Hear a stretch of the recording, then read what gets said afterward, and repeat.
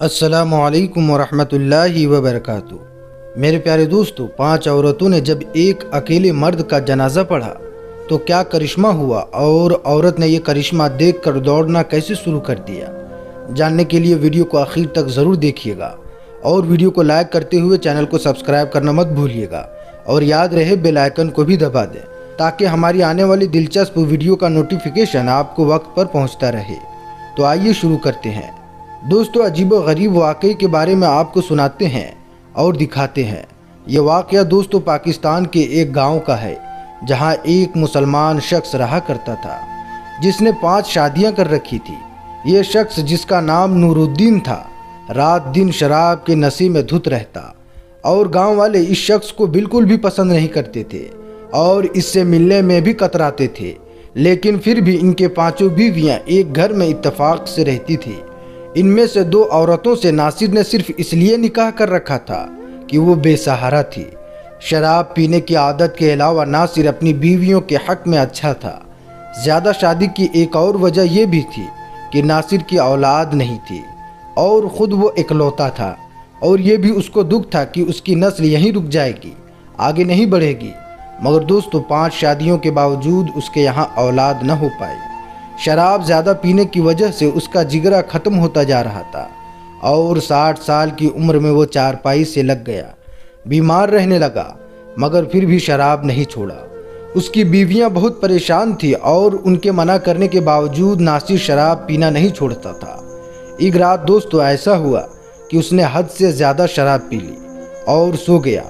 صبح جب اس کی ایک بیوی نے اسے جگایا تو وہ نہ جگا۔ غور کرنے پر پتہ چلا کہ اس کی سانسیں بھی نہیں چل رہی ہے۔ سبھی بیویاں اکٹھا ہو گئیں، اور جب دیکھا کہ وہ مر چکا ہے تو چیخنے اور رونے لگی، کیونکہ ناصر کی نہ سانسیں چل رہی تھیں اور نہ دل دھڑک رہا تھا۔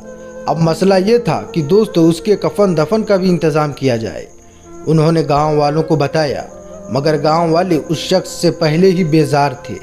کوئی شخص نہیں آیا، اور نہ کوئی اس شخص کی مدد کرنے کو تیار تھا۔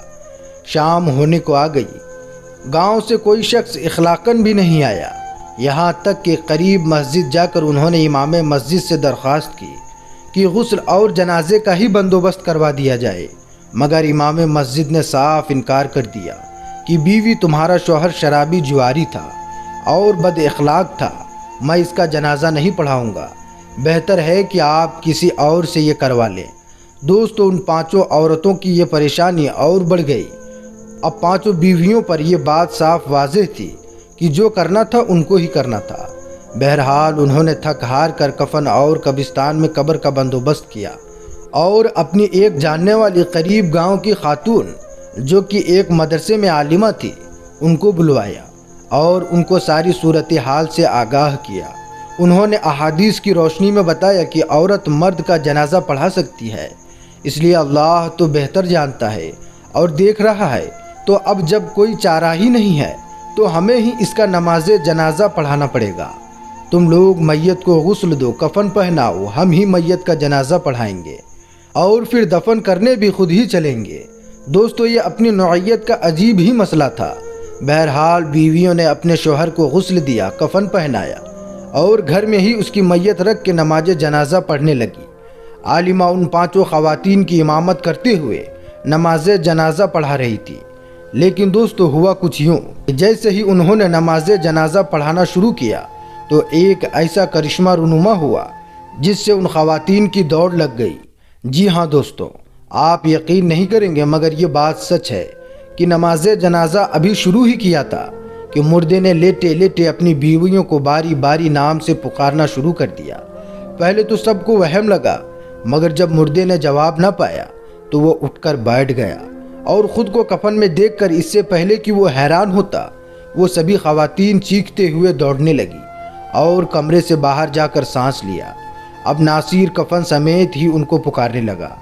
بڑی ہمت کر کے وہ کمرے میں آئی، اور جب اپنے شوہر کو زندہ پایا اور یہ یقین کر لیا کہ یہ کوئی وہم نہیں ہے، تب ان کی جان میں جان آئی۔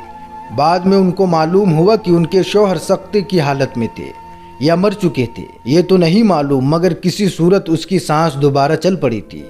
انہوں نے اپنے شوہر کو سارا ماجرا بتایا، اور ناصیر نے جب یہ سنا کہ اس کے جنازے پر آنے کو کوئی تیار ہی نہیں تھا تو وہ رونے لگا اور اس نے اسی وقت اللہ کی بارگاہ میں رو رو کر توبہ شروع کر دی اور ارادہ کر لیا کہ وہ پورے گاؤں کے ہر شخص کے پاس جائے گا اور جن کا بھی دانشتہ یا غیر دانشتہ اس کی وجہ سے دل دکھا ہو ان کے پاؤں پکڑ کر معافی مانگے گا، شراب سے توبہ کر لے گا، نماز شروع کر دے گا۔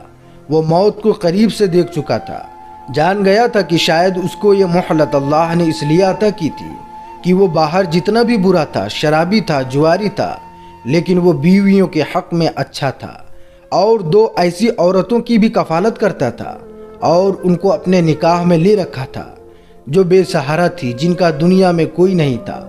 دوستو یقین جانیے کہ بڑے ہی خوش نصیب ہوتے ہیں وہ شخص جنہیں اللہ تعالیٰ توبہ کی مہلت عطا فرماتا ہے۔ دوستو ہم لوگ غفلت میں زندگی بتا دیتے ہیں یا پھر ہمیں لگتا ہے کہ شاید ہمیں کل موقع مل جائے گا۔ آج گناہ یا غلطی اگر سرزد ہو چکی ہے اور ہم جانتے بھی ہیں کہ ہم غلط ہیں تو بھی غفلت میں رہتے ہیں، تو بھی ہمیں توبہ کرنے کی توفیق نہیں ملتی، جبکہ یقین جانیے کل آپ کو یہ موقع ملے یا نہ ملے کسی کو کچھ پتہ ہی نہیں کہ کون سا لمحہ آخری ہے۔ دوستو ہر کسی کو موقع نہیں دیا جاتا اور کب واپسی کا حکم ہو جائے اور کب آنکھیں بند ہو جائے اس سے پہلے ہماری آنکھیں کھلنا بہت ضروری ہے۔ ہر لمحہ آخری سمجھ کر اگر جیا جائے تو دوستو شاید ہر لمحہ توبہ کا ہوگا۔ اس سارے واقعے کے بعد آپ کیا کہیں گے کمنٹ میں ضرور بتائیں۔ اللہ تعالیٰ سے دعا ہے کہ اللہ پاک ہمیں وقت سے پہلے توبہ کی مہلت اور توفیق عطا فرمائے اور ہمارا خاتمہ ایمان پر ہو، آمین ثم آمین۔